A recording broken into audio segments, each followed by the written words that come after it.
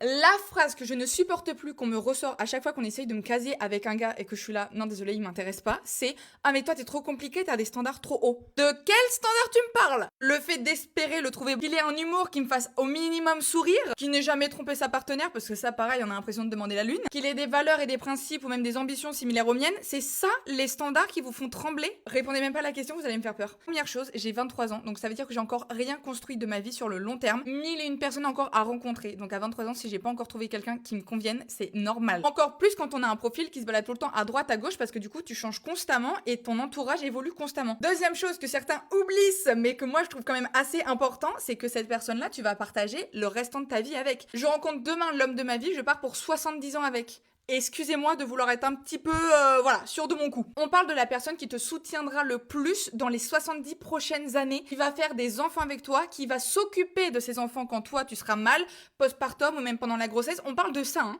De la personne avec qui tu vas devoir t'entendre sur même le choix de la vaisselle, et ça peut être une épreuve pour certains. Le plan de base pour beaucoup, c'est quand même de croiser vos deux arbres généalogiques. Et tu vas me faire chier parce que je demande à ce qu'ils soient fidèles. Vous êtes malade ou quoi? Bien sûr que je ne vais pas baisser mes attentes qui pour moi sont vraiment le B à bas. On parle du respect. Dans une société où tous les mecs ont le body count à la bouche, excusez-moi de prendre mes précautions.